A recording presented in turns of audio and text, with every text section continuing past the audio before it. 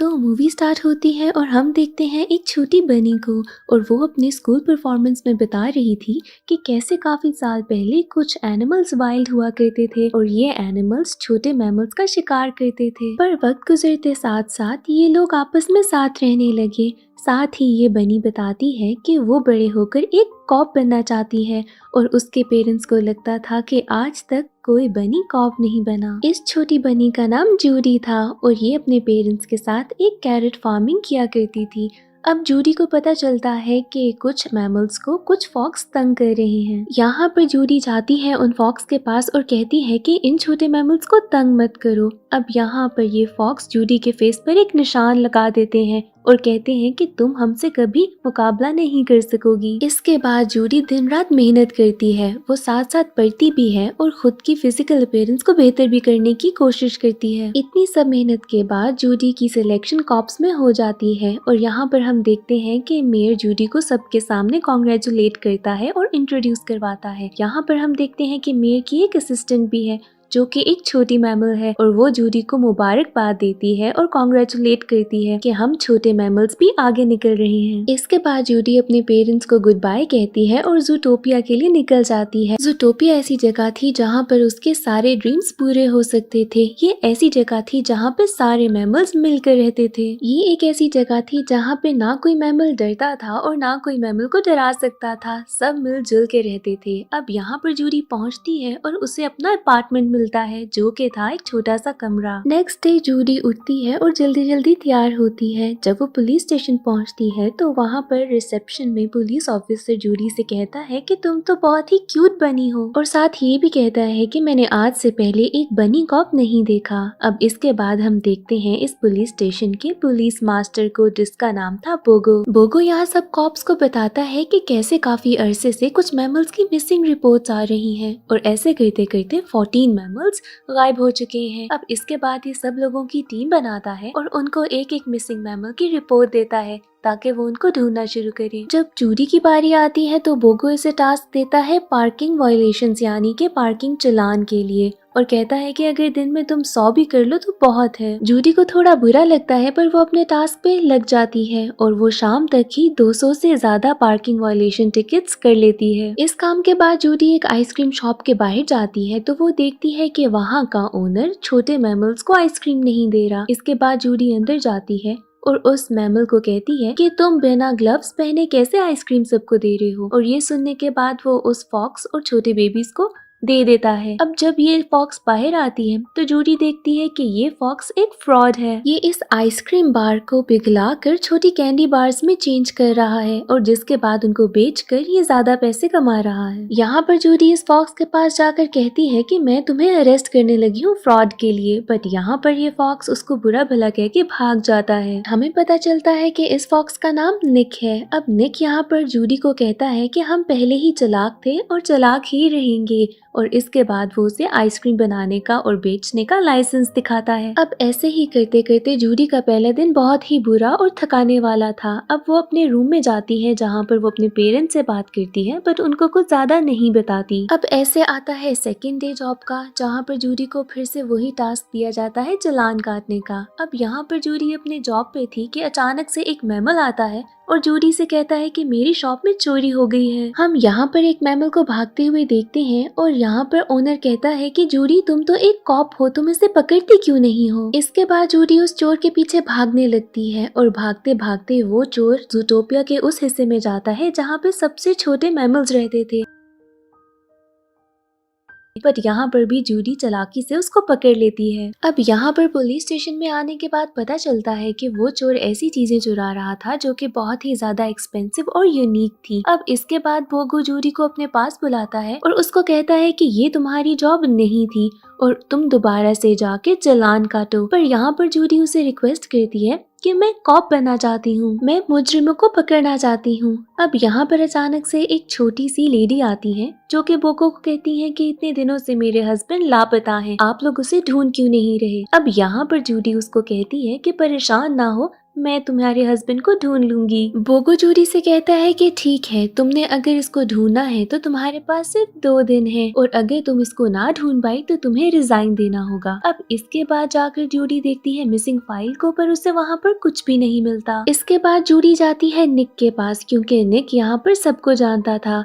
वो निक से मदद मांगती है, बट निक उसे कहता है कि मेरे पास बहुत काम है, मैं बहुत बिजी हूँ। यहाँ पर निक जूडी को बताता है कि मैं तुम्हें पता है $200 हर दिन कमाता हूँ, और यहाँ पर जूडी उसको अपनी बातों में फंसा देती है और कहती है कि ऐसे तो तुम्हें बहुत ज्यादा टैक्स भरना होगा। इसके बाद साथ ही वो अपना रिकॉर्डिंग पेन दिखाती है जो कि एक कैरेट शेप का था और कहती है कि तुम्हारी सारी बातें मेरे पास रिकॉर्डेड हैं, अगर तुमने मेरी मदद ना की तो मैं तुम्हें अरेस्ट कर लेती हूँ। अब निक को ना चाहते हुए भी जूडी की मदद करनी पड़ती है।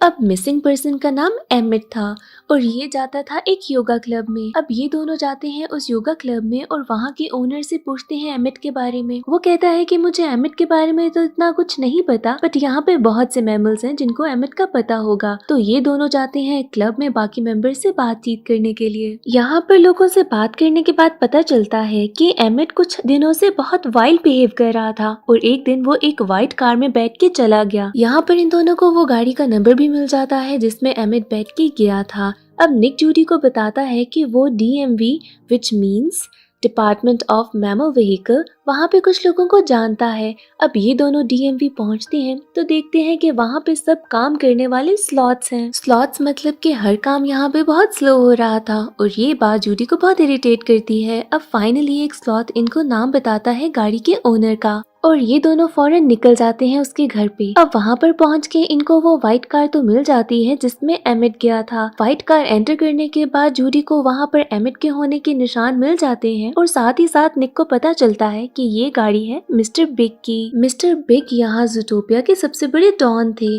और यहाँ पर मिस्टर बिग के कुछ लोग आते हैं और जूडी और निक को अपने साथ लेकर चले जाते हैं। अब अंदर जाने पर जूडी को लगता है कि मिस्टर बिग कोई बहुत ही बड़ा मैमल होगा, शायद कोई व्हाइट पोलर बियर, पर जब ये देखती है तो वो एक बहुत ही छोटा मैमल था, एक रैट। यहाँ पर मिस्टर बिग इन दोनों से पूछते हैं कि तुम लोगों की हिम्मत कैसे हुई मेरी गाड़ी में आने की। अब जूडी उनको बताती है कि बहुत से मैमल्स मिसिंग हैं और यहाँ पर मैं एमिट के बारे में पूछने आई हूँ, पर मिस्टर बिग उनकी बातों में बिल्कुल भी इंटरेस्टेड नहीं थे। इसके बाद मिस्टर बिग इन दोनों को क्रोकोडाइल लंच बनाने लगे थे, बट इससे पहले कि ऐसा होता मिस्टर बिग की बेटी आ जाती है। वो जूडी को देख के फौरन पहचान लेती है और साथ ही अपने फादर को बताती है कि कैसे जूडी ने मेरी एक बार जान बचाई थी। अब इसके बाद मिस्टर बिग इन दोनों को छोड़ देते हैं। यहाँ पर मिस्टर बिग इनको बताते हैं कि कैसे एमिट इनका फ्रेंड है और उन्होंने अपनी गाड़ी सिर्फ एमिट को बुलाने के लिए भेजी थी, बट पता नहीं एमिट को क्या हुआ और उसने ड्राइवर पे अटैक कर दिया। इसके बाद मिस्टर बिग इनको कहते हैं कि इससे ज्यादा मैं कुछ नहीं जानता, पर शायद मेरा ड्राइवर जानता हो। अब यहाँ पर जूडी और निक जाते हैं ड्राइवर से बात करने के लिए। ड्राइवर पूरा दरवाजा नहीं खोलता घर का और बताता है कि मैं तो सिर्फ ड्राइव कर रहा था कि अचानक से एमिट ने मुझ पे बिल्कुल वाइल्ड होकर हमला कर दिया। अब ये दोनों जब घर में एंटर करने लगते हैं तो अचानक से ये ड्राइवर भी बहुत वाइल्ड हो जाता है। इसके बाद ये ड्राइवर इन दोनों पे अटैक करता है और यहाँ पर जूडी और निक भागते हैं, पर ये ड्राइवर इनके पीछे भागता रहता है। ये दोनों पहुंचते हैं एक ब्रिज पर और किसी न किसी तरीके से उस ड्राइवर को वहाँ पे फंसा देते हैं। यहाँ पर जूडी कॉल करती है पुलिस स्टेशन कि कोई मेरी मदद के लिए आए। जूडी के कॉल करने के बाद बोगो और अपनी पूरी टीम को लेकर यहाँ पर पहुँच जाता है। जब ये सब लोग यहाँ पहुँचते हैं तो उनको वहाँ पे ड्राइवर नहीं मिलता। यहाँ पर जूडी उन्हें हर बात समझाने की कोशिश करती है कि कैसे यहाँ के मैमल्स वाइल्ड हो रहे हैं, पर बोगो को उसकी बात पे यकीन नहीं आता।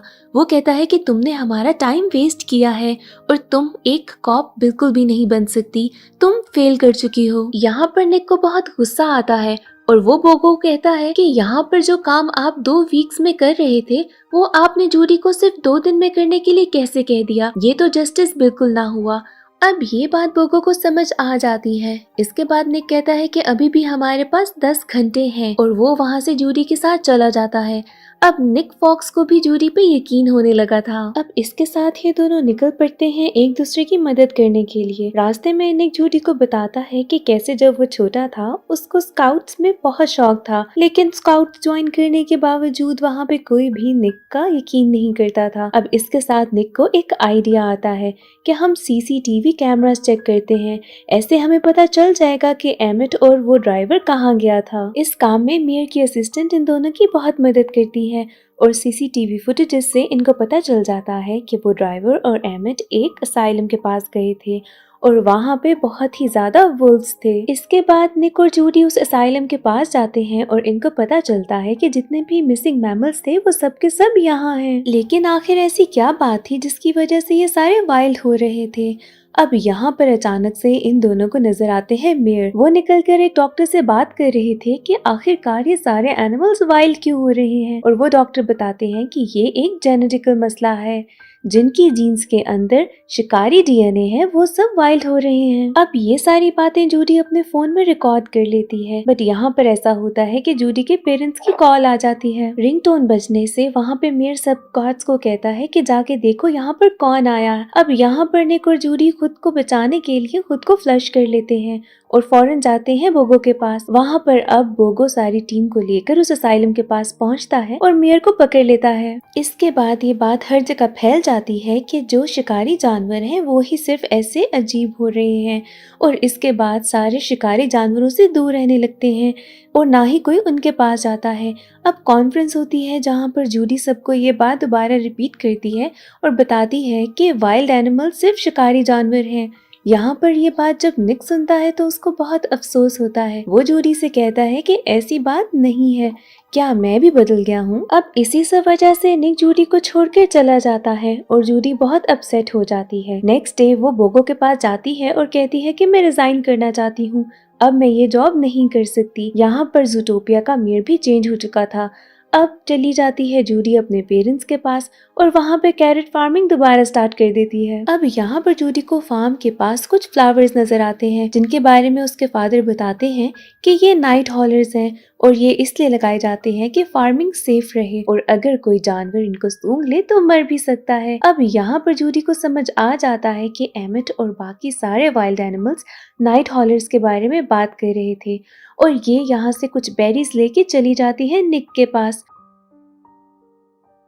और उसको जाके कहती है कि शायद वो मदद करे। जूडी यहाँ निक को बताती है कि कैसे ये फ्लावर सूंघने से जानवर वाइल्ड हो सकते हैं। अब ये दोनों चलते हैं उस थीफ के पास जिसने ये फ्लावर्स चुराए थे। वो थीफ इनको बताता है कि एक आदमी ने इसको पे किया था ताकि ये फ्लावर्स चुराए। अब इसके बाद जूडी और निक इस थीफ के बताए हुए एड्रेस पे चले जाते हैं। वहाँ पर जाके इनको नजर आती है एक ट्रेन और वहाँ पर ब्लू फ्लावर्स के बहुत सारे प्लांट्स थे और वहाँ पे कुछ गन्स भी थी।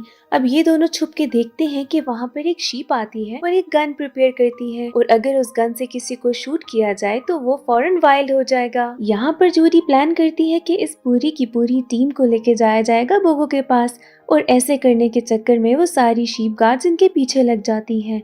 अब ये ट्रेन चलती है और इनकी फाइट भी शुरू हो जाती है, बट ये दोनों लड़ते लड़ते ट्रेन से बाहर निकलते हैं और ट्रेन हो जाती है ब्लास्ट, जिसके साथ सारा का सारा एविडेंस भी खत्म हो जाता है। यहाँ पर जूडी बहुत उदास होती है और निक उसे बताता है कि उसने वो गन छुपा ली थी और वो गन बिल्कुल सेफ है। अब इसके बाद ये दोनों निकलते हैं बोगो के पास ताकि उसको गन दिखाई जा सके, पर इससे पहले कि ये बोगो के पास पहुंचते नई मेयर इनके पास आती है। ये नई मेयर वही शीप थी जो कि हमारे पुराने मेयर की असिस्टेंट थी।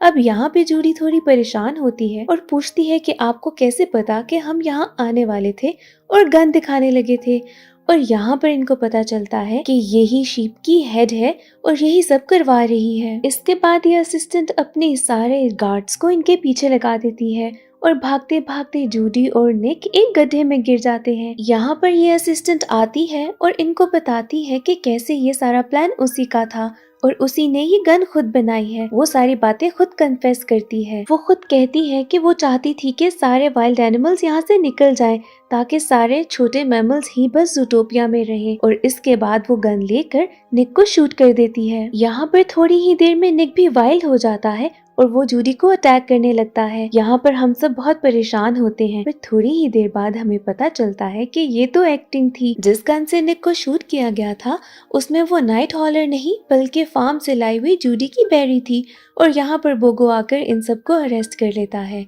अब हमें दिखाया जाता है कि कैसे इसका एंटीडोट भी बन चुका है और पुराना मेयर भी वापस आ गया है। वो मेयर बताता है कि मैं तुम लोगों को ये सारी बात पहले भी बताना चाहता था, पर तुम में से किसी ने भी मेरी बात पे यकीन नहीं किया और आहिस्ता आहिस्ता सारे वाइल्ड एनिमल्स ठीक होने लगे थे। नेक्स्ट सीन में दिखाते हैं कि जूडी को सबके सामने एक प्राइज मिला है और निक ने भी कॉप फोर्सेस ज्वाइन कर ली है। ये दोनों एक दूसरे के बहुत अच्छे फ्रेंड्स और असिस्टेंट हैं। अब यहाँ पे दोबारा ऑफिस दिखाया जाता है जहाँ बोगो सबको मिशंस दे रहा है और इस बार भी जूडी और निक को सबसे बेकार काम दिया गया था टिकट्स का ही। और यहाँ पर दिखाते हैं कि ये दोनों काम करते हैं और यहाँ पर एक ओवर स्पीडिंग कार आती है जो कि चला रहा था एक स्लॉथ, यानी कि वो एनिमल जो कि सबसे स्लो है ओवर स्पीडिंग कर रहा था। और इसी जोक के साथ ये मूवी एंड हो जाती है।